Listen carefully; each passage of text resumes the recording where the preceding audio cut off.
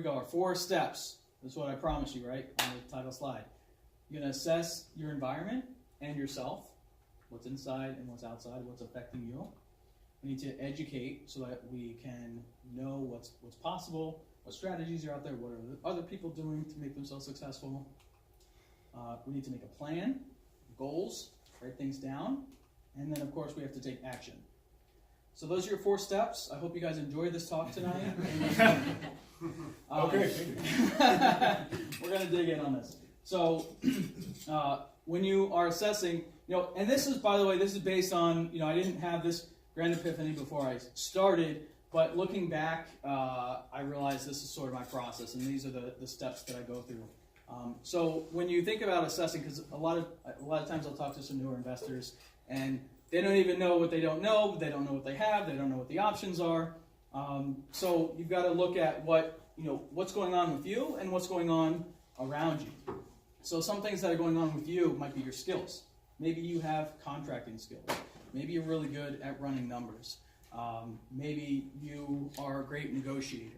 Whatever it might be, you should think about what are you good at. And a lot of times people don't stop and sit down and think about what are their strengths.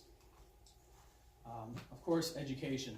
If I want to go buy a multi-million-dollar property, but I don't know anything about it, I'm going to have a hard time doing it. So I need to read and get educated in a way that's going to help me get there. Or even just your first deal. If you don't know how to analyze the numbers or understand what cash flow is or what expenses you should be counting on, you need to know that. Experience. Some people have experience. Maybe it's being a contractor, or maybe they have experience working for their day job. They work at a bank, so they understand how to underwrite deals. Whatever it might be, you probably have some sort of experience that you can build on. I was a project manager. I am a project manager for now for a software company. So I have skills in running numbers, budgets, timelines, organizing people to get stuff done. So I use those skills from my day job in my real estate, of course. So think about what experience you have, mostly from your day job or hobbies or whatever it might be, that you can leverage. That also could be, talking about education and experience, could be geographical based. Maybe you grew up on the next block in Trenton, so you know every single thing about that block and that whole neighborhood. That's a valuable asset that you should be thinking about, because you know what's changing, what's happening. That's pretty valuable to think about. And the last one is vision for internal, because a lot of people don't necessarily think about where they're going and what their vision is and why. And we're going to talk about vision a little bit. But if you don't have that big plan, the big vision, then it's going to be hard to figure out, why am I going to buy this property if it doesn't line up with your vision and your goals and your plan. So external, things that are outside of your mind, cash, right? How much cash do I have? Do I have $0 to my name?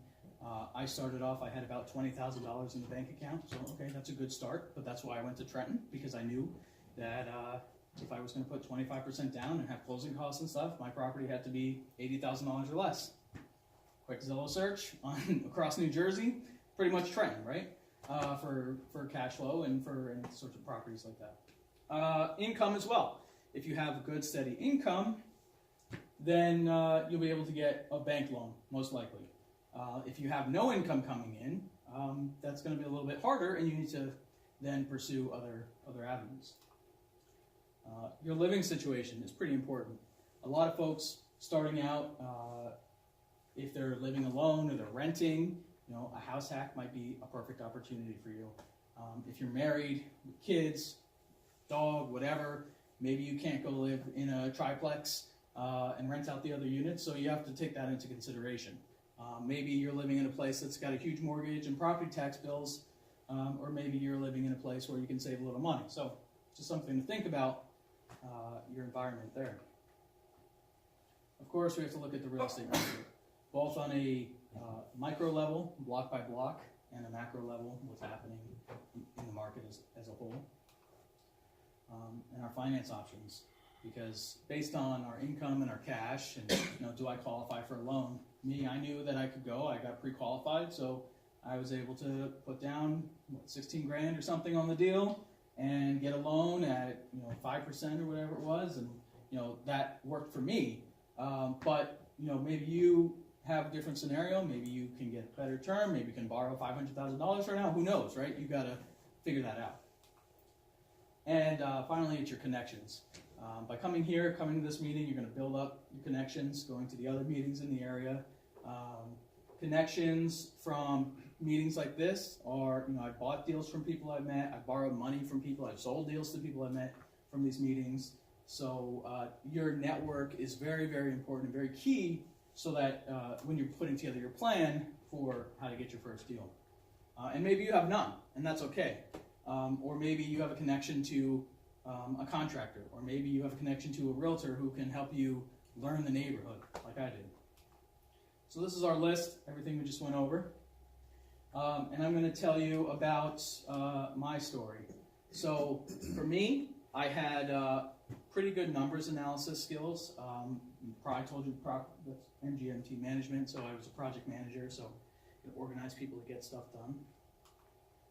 I had what I felt like was enough education. I've been reading on Bigger Pockets for a long time, coming to a lot of meetings, and I felt like I could run the numbers on the deal, and I was pretty comfortable with how real estate worked, at least in the single-family market that I wanted to get into. I had zero experience in real estate. That was it. I looked. I didn't know anyone in construction. I didn't have any experience building things. I didn't have any experience as a realtor.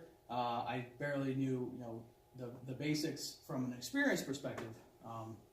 So I had to rely on the people that I knew and the people that I was meeting to help me out with that regard. But my vision is still what drives me. And the vision is time with family for me.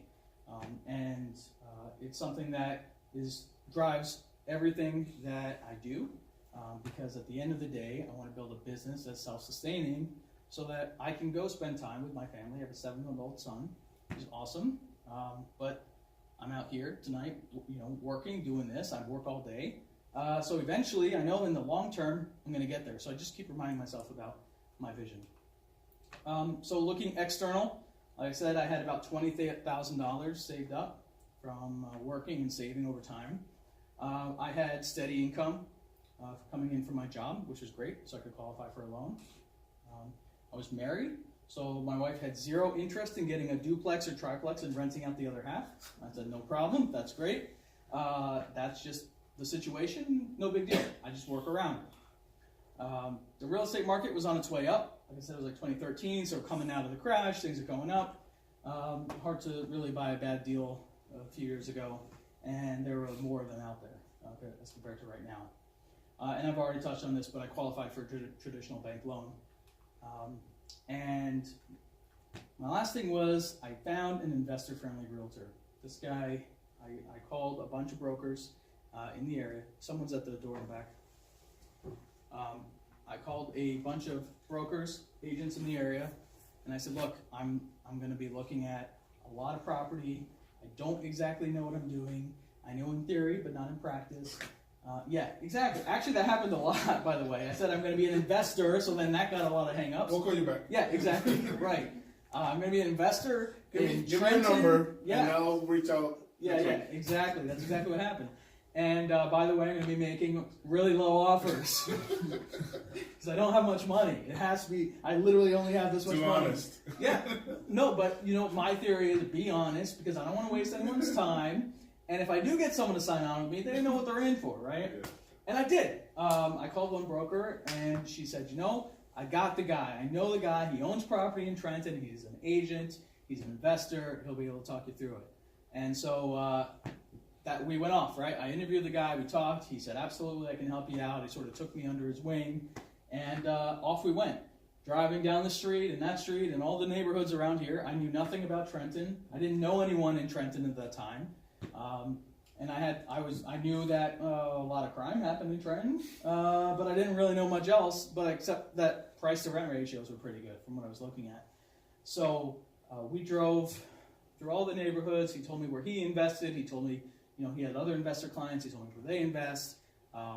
We talked about areas to avoid, areas that might be okay, and he really, really took his time with me. And so then I was able to use that connection to help me find a deal. He also helped me analyze the deal and sort of walk me through it. So very good connection that I made so that I could get this deal done, because he was instrumental in getting that very first deal done. It's not something that you have to have out of the gate, but something that a connection you can make here or through hustling and making a lot of phone calls, dealing with all the hang-ups. It happens. It's part of it. So who wants to share their version of this? Someone that's looking for their first or next deal. Who wants to take a stab at it?